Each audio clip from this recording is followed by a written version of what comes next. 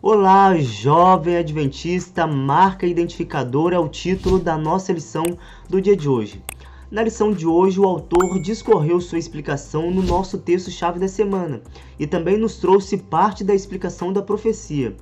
E hoje a lição vai até ser um pouquinho longa, porque terei que abordar aqui um pouquinho da história da humanidade. Teremos um pouquinho de aula de história aqui. E eu quero aqui até mandar um abraço para o Josué, um amigo meu que eu tive conhecendo esses dias. E esse cara é fera em história. E se eu estiver errado, você pode me corrigir, hein, Josué? Um grande abraço aí e vamos para a lição. Ao longo do capítulo 12, nós podemos ver uma sinopse de todo o grande conflito que tem acontecido desde antes mesmo da criação da humanidade. Logo nos primeiros versos, nós vemos João relatar a queda de Satanás juntamente com a terça parte dos anjos que se rebelaram no céu. Nós também vemos Satanás perseguindo a mulher, que a princípio, neste caso, representa Israel, o povo de Deus no Antigo Testamento, e não Maria. Em seguida, há o relato do nascimento de Jesus, que é aquele que regerá as nações com vara de ferro. Depois que Cristo é arrebatado, ou seja, depois que ressuscita e retorna para o céu, a mulher que deu à luz ao filho foge para o lugar no deserto onde Deus já havia preparado para que ela ficasse, ou seja, fosse preservada neste período. Agora, qual período?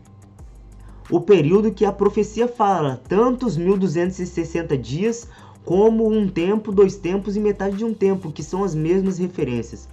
Você se lembra do estudo relacionado com os dias proféticos que fizemos no segundo trimestre deste ano? O qual falamos que em profecia, um dia equivale a um ano?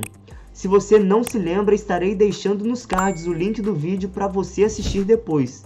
Mas, basicamente, essa informação que tanto Ezequiel escreve no capítulo 4, versículo 6, como também podemos encontrar no livro de Números 14, 34, que um dia equivale a um ano em profecia. Sendo assim, esses 1260 dias, ou um tempo, 2 tempos e metade de um tempo, que convertido dá 3 anos e meio, e lembrando que cada mês no calendário judaico contém 30 dias, totalizando assim esses 3 anos e meio, 1260 dias, concluímos que a profecia escatológica do capítulo 12 do livro do Apocalipse está falando de um período de 1260 anos.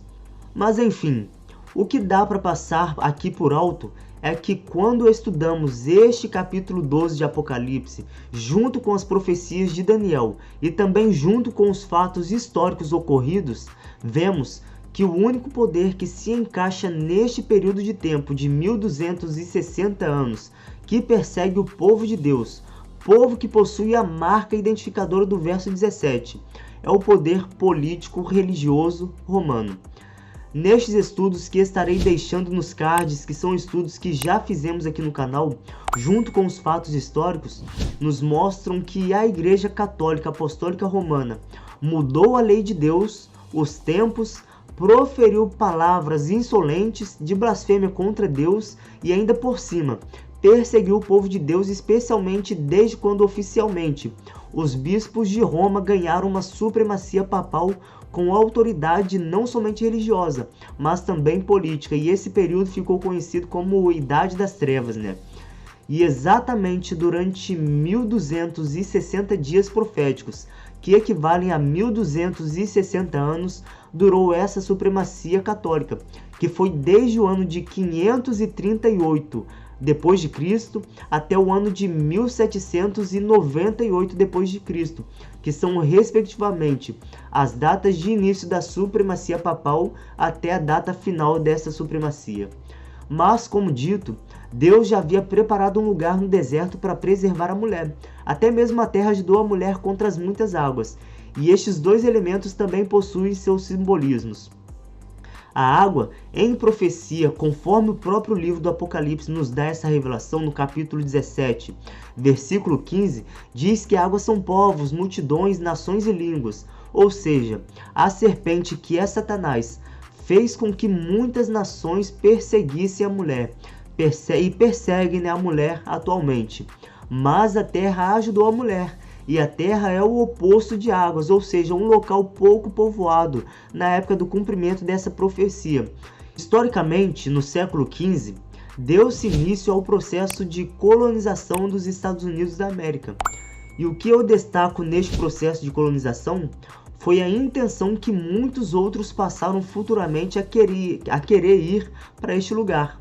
Muitos queriam ir para este lugar, para as Américas, que estavam sendo chamados de Novo Mundo por todos naqueles dias.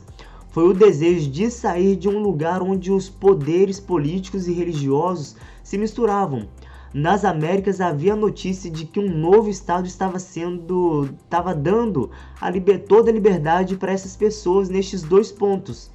E isso fez com que várias pessoas saíssem da Europa, que era o local onde estava havendo tal perseguição de Satanás contra o povo de Deus, fez com que estes saíssem, migrassem para as Américas, e especialmente para os Estados Unidos da América, que na época ainda era um local pouco povoado, assim como a profecia nos diz através do seu simbolismo, ao dizer que a terra abriu a boca, ajudando a mulher contra as muitas águas, ou seja, contra todas as multidões, povos, línguas e nações que não aceitam aos princípios judaicos cristãos. Neste período da história, os Estados Unidos da América haviam se tornado um paraíso para a liberdade religiosa de cristãos que fugiram da Europa. Então, depois desta fuga, os descendentes da mulher migram para as Américas. Duas características dos remanescentes são destacadas, que inclusive são a marca identificadora deste povo, o povo de Deus, que são aqueles que guardam os mandamentos de Deus e também possuem o espírito de profecia. E se nós somos este povo, nós guardamos os mandamentos de Deus e também temos sobre as nossas vidas o espírito de profecia. Este foi o resumo da lição.